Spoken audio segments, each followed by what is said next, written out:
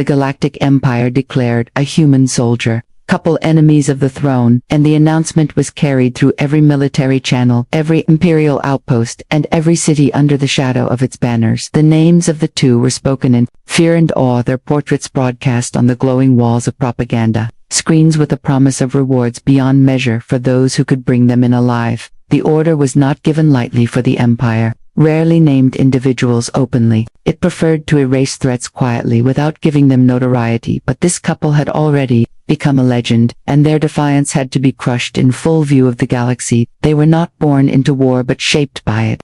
Their youth spent on border colonies where imperial rule was enforced by distant governors who cared little for the people and much for the quotas of resources, sent back to the core worlds they had met, not in a moment of peace, but in the chaos of a siege, fighting side by side against mercenaries hired to burn their home to ash. From that day they were inseparable, moving from one battlefield to the next, first as part of a rebel cell, then as leaders whose skill and instinct had cost the Empire entire campaigns there. Names were etched into the walls of captured imperial strongholds, their presence a signal to local resistance that hope had not yet been extinguished. It was said that the man could predict the movements of enemy forces as if reading from an unwritten map, and that the woman could move through the heat of battle, untouched, her aim, unerring, her resolve unshakable. Together they became the embodiment of defiance, and in the eyes of the Empire such defiance could not be allowed to endure. Every victory they won drew more attention from Imperial intelligence, until their profiles were marked with the highest level of threat designation, a status reserved for enemies who could change the fate of systems if left unchecked. When the decree came, it was signed by the Emperor himself, the language sharp and absolute. They were to be captured and brought to the imperial capital for trial and execution. The announcement framed them as dangerous war criminals, but even among the Emperor's own forces there were those who doubted the official narrative.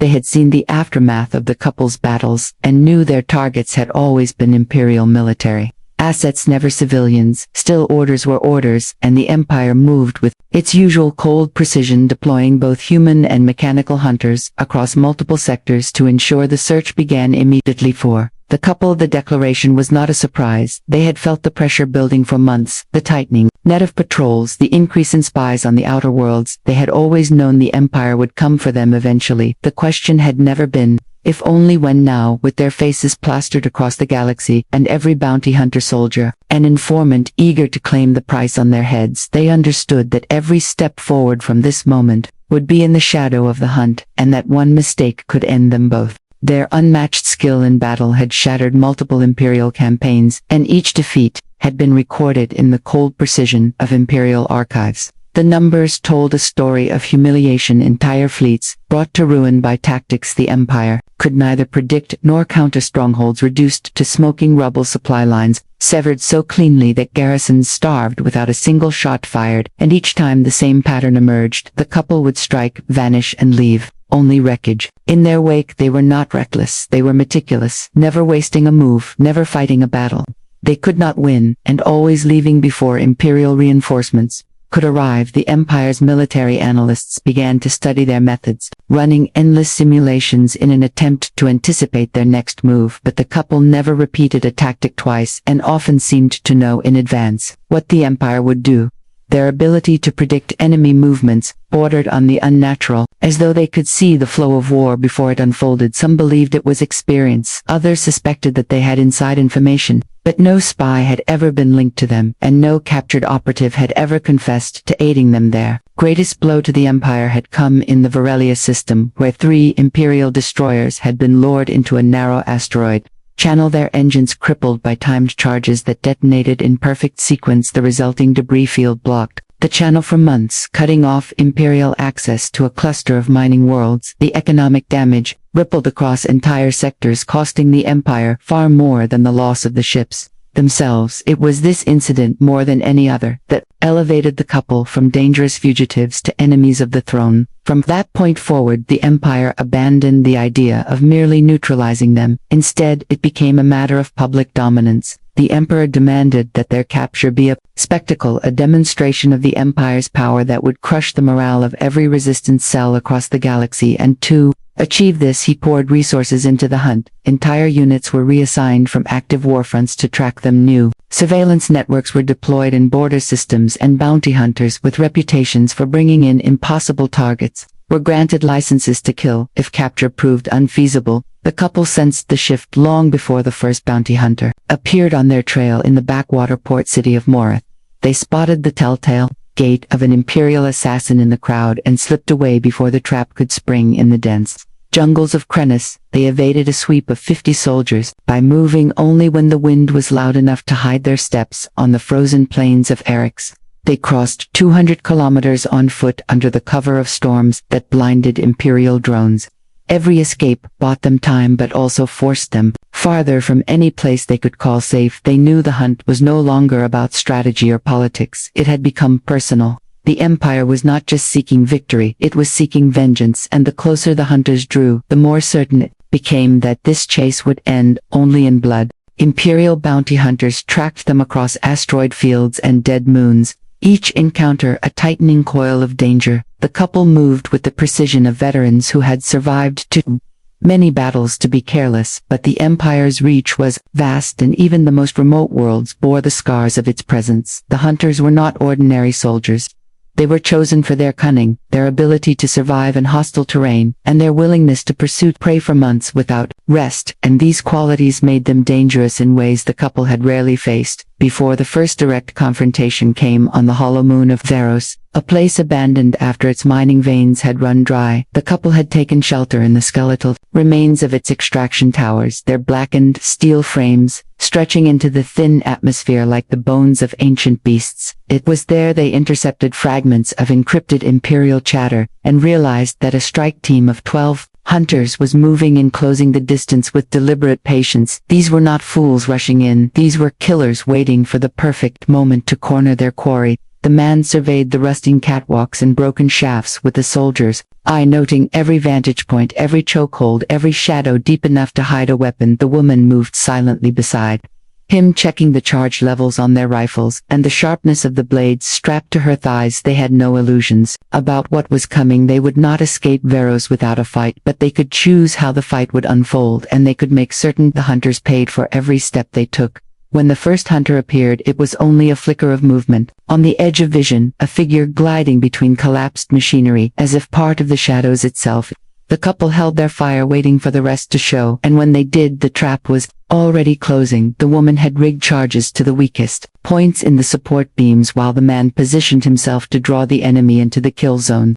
The hunters advanced with the confidence of predators, but each step took them deeper into a battlefield. They did not control. The detonation was sudden, a ripple of sound and light that tore through the skeletal towers, sending beams crashing and dust clouds rolling through the thin air. The hunters scattered, but confusion was the couple's greatest weapon. In those moments the woman moved through the haze, picking targets with precise bursts, while the man engaged in close quarters, using the terrain to his advantage. Metal rang against metal. The thud of bodies echoed in the emptiness, and one by one the hunters fell until the last survivor stumbled bleeding into the open. The man let him go deliberately, knowing the survivor would crawl back to his Imperial masters with a single message: the prey you hunt is still dangerous. The prey you hunt is ready for war. The couple vanished into fringe worlds, leaving only rumors in their wake, and those rumors spread like wildfire through smuggler taverns, mining camps, and the shadowy networks of information brokers. Some claimed to have seen them on the desert world of Sereth, riding stolen speeder bikes across the dunes under a burning sun. Others swore they were hiding in the ice caverns of Vendra,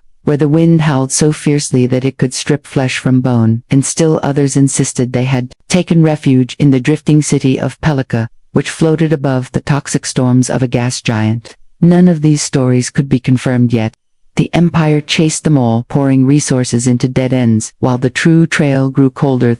The fringe worlds were a dangerous refuge, for there was no law but what the locals enforced, and the locals enforced it with knives, blasters, and the weight of old grudges. Here the Empire's influence was weaker, but not absent. Imperial patrols still came when resources or strategic positions were at stake, and informants lurked in every market square, willing to sell out anyone for the right price. The couple moved cautiously, never sleeping in the same place twice, never speaking to strangers for longer than a few words, always scanning the crowd for the flicker of an Imperial insignia. They traded their Imperial weapons for older models, less recognizable and easier to repair with scavenged parts. The man grew a beard streaked with the dust of long travel, and the woman dyed her hair in the bright patterns of fringe world mercenaries, blending into the chaos of T-sports, where ships came and went without record. Still they knew their enemies were searching, and sooner or later the hunt would draw close. Again one night in the lawless city of Grathor, the couple sat in the corner of a dimly lit cantina,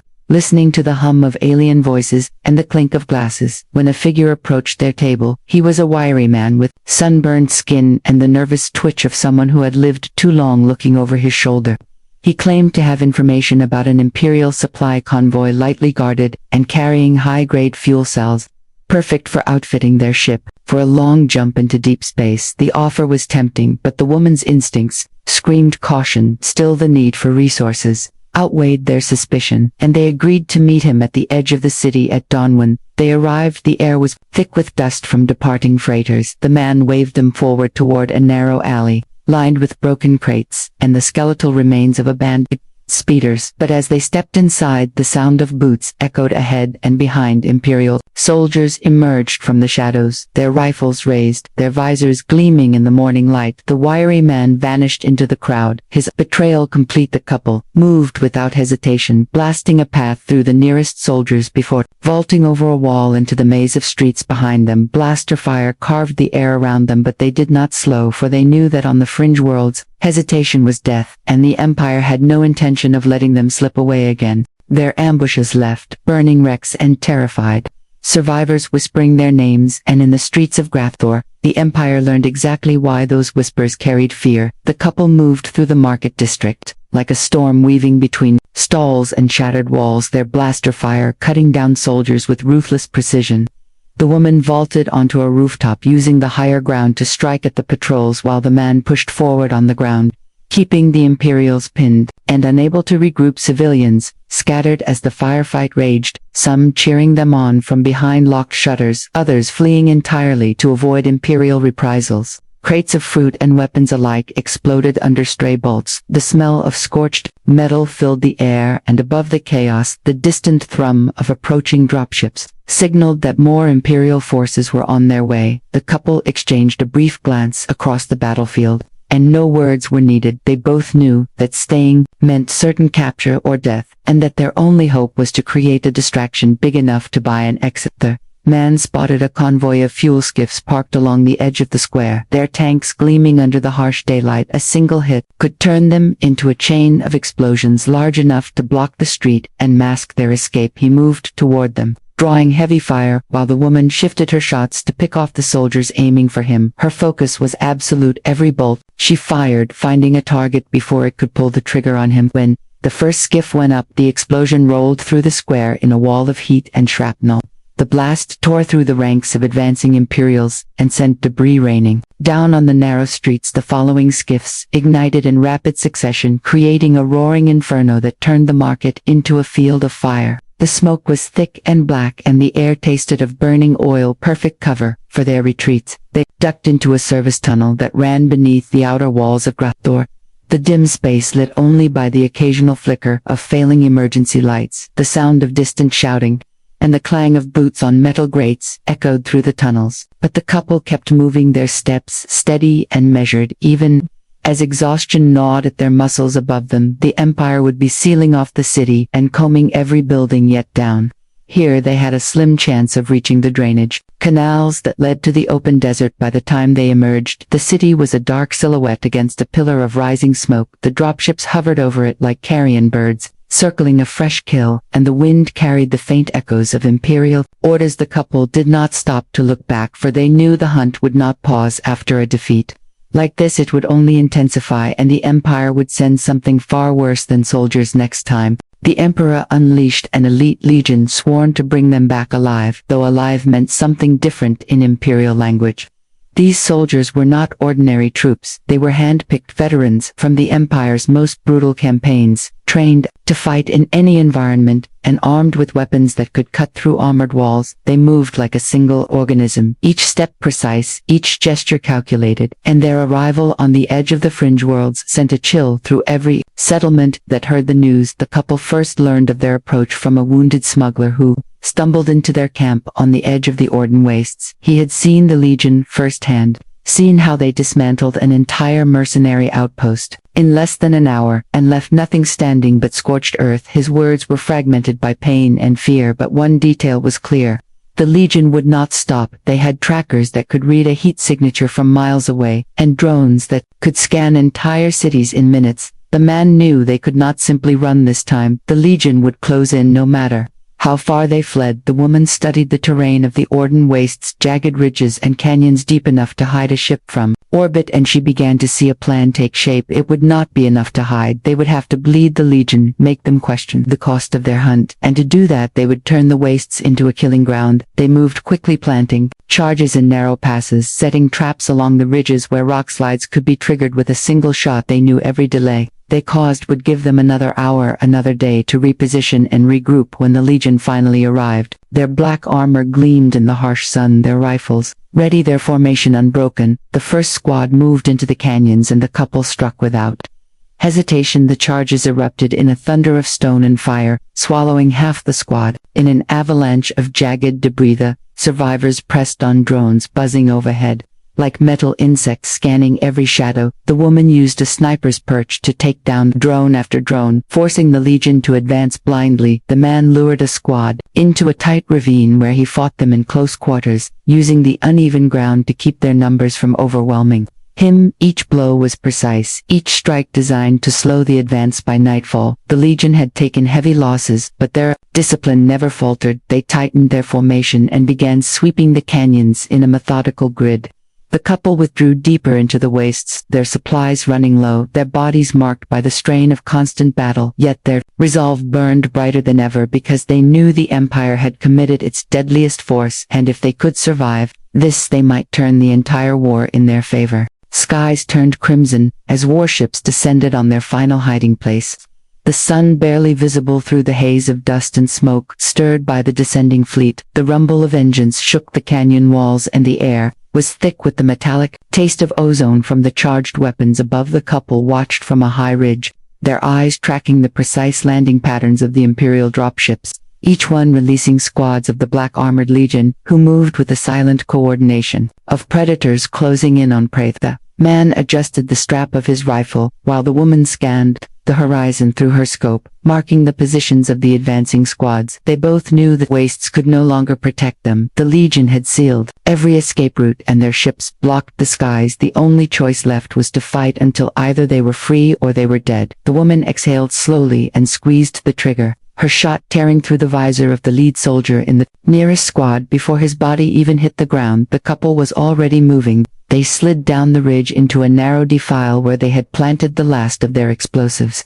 The man triggered them as the first wave of soldiers followed their trail. The explosion split the ground and sent a wall of rock crashing down, the blast wave echoing through the canyons. But still the Legion pressed forward, climbing over rubble and firing in disciplined bursts. The woman switched to close range fire, her blaster bolts punching through armor, while the man used his knife. In the chaos, moving like a shadow between soldiers from above, the warships unleashed strafing runs, the searing beams carving lines of molten glass into the desert floor, forcing the couple to dive for cover. The heat singed their skin, and the air seemed to ripple with every near miss. The man rolled behind a shattered boulder and fired at a gunship's exposed vent. The shot hit true, and the vessel spun out of control, before erupting in a fireball that lit the crimson sky. The momentary victory lifted their spirits, but they knew it would not slow the Empire for long. The Legion began herding them toward the mouth of a wide canyon. The man realized, too late, that it was a trap. The walls, too steep to climb, the floor littered with debris that offered little cover. The warships shifted position, sealing the opening with a wall of fire. The couple stood side by side, their weapons raised, their breathing steady, as they prepared for the final charge of the Legion. The woman's voice was calm, as she told him they had one chance left, and that it would cost them everything. He nodded without hesitation, for there was no other way. As the first ranks closed in, they moved forward, not back, each step a defiance of the inevitable, their weapons blazing, their movements sharp and deliberate. Even as the red sky seemed to press down on them, and the sound of battle swallowed every other thought, the last stand raged with fire and steel beneath a fractured sky. The heat from the burning Wreckage rose in waves, distorting the air, as if the desert itself was alive with fury. The couple fought in perfect rhythm, every movement feeding into the other, the man blocking a strike and the woman answering with a shot, the woman clearing a path and the man pressing forward their weapons, singing a deadly song over the roar of engines and the screams of the dying. The black-armored legion came in relentless waves, each soldier stepping over the fallen, without hesitation, their formation unbroken, their discipline unshaken. The couple met them head-on, refusing to yield, each blaster bolt finding its mark, each blade strike precise and final. The air was thick with smoke and dust, choking their lungs and blinding their eyes, yet they pressed on, guided by instinct and years of battle. Forged Truste warship hovered low overhead, unleashing a rain of fire that scorched the ground around them. The man spotted a narrow gap in its underbelly, an exposed core glowing faintly through the haze he seized, the moment sprinting into the open and drawing the attention of every rifle in range. The woman covered him, her shots cutting down those who tried to close the distance. His rifle roared and the warship shuddered before a massive explosion ripped through its frame. The blast shook the canyon walls and sent shrapnel raining down on friend and foe alike, but victory came at a cost. The woman was struck by a glancing shot that tore through her shoulder, spinning her to the ground. The man was at her side in an instant, hauling her back to her feet, even as the legion surged forward, their black armor glinting in the crimson light. She gritted her teeth, pushing past the pain, and together they forced their way toward a pile of wreckage that offered a narrow vantage point for one last push. They climbed the smoking debris, their weapons hot in their hands, their muscles screaming. For a rest, the world seemed to slow around them, the shouts of the legion growing distant as if muffled by the haze of heat and exhaustion. The woman's eyes locked with the man's, and in that silent exchange they knew what came next. They would hold this ground until their last breath and make the Empire remember the cost of its hunt. The next charge came harder, faster, the legion desperate to end the battle before nightfall. The couple met it with everything they had, their shots precise, their blades flashing in the firelight. The ground was slick beneath their boots and the air burned in their lungs. But they did not falter with each enemy that fell. They carved their defiance into the heart of the Empire. Them the fractured sky burned in shades of red and gold, as if the heavens themselves bore witness to their final stand. And somewhere far beyond the reach of the battlefield, the name of the human soldier couple began to spread, whispered in awe and fear. When silence fell, only the dead remained to tell their story. The heat of battle faded into a hollow stillness, broken only by the hiss of cooling metal and the faint crackle of distant fires. The crimson sky dimmed as the last light of day bled into night. Shadows stretched across the canyon floor, swallowing the shapes of fallen soldiers, both imperial and human. The air was thick with the scent of scorched earth and spilled blood. The couple lay together near the shattered wreckage that had served as their final stand, their weapons still within reach, though their hands no longer gripped them. Their bodies bore the marks of a battle fought far beyond the limits of endurance, yet there was no fear in their stillness, only the quiet weight of sacrifice. Their eyes closed as if they had simply drifted into sleep, the faint glow of firelight painting their faces in shades of gold and red around them. The black-armored legion lay, broken, their once perfect formation reduced to scattered fragments of steel and flesh. The surviving warships hung motionless in the sky, their engines silent, as if the entire Imperial force had paused to absorb the cost of what had just occurred. The mission had been to bring the couple back alive, yet now the Empire stood over the ruin of its own making. Victory had been won in name alone, and at a price no one could ignore. Word of the battle began to spread, carried by the few who had watched from the far edges of the wastes, traitors, mercenaries, and wanderers who would tell the story in hushed tones around campfires. They spoke of a man and woman who stood against the Empire itself, who fought until their last breath and left the enemy bleeding in the dust. They spoke of how the sky burned crimson that day, and how even the most disciplined soldiers hesitated before facing them in the heart of the Empire. The news would be twisted, the truth buried under layers of propaganda.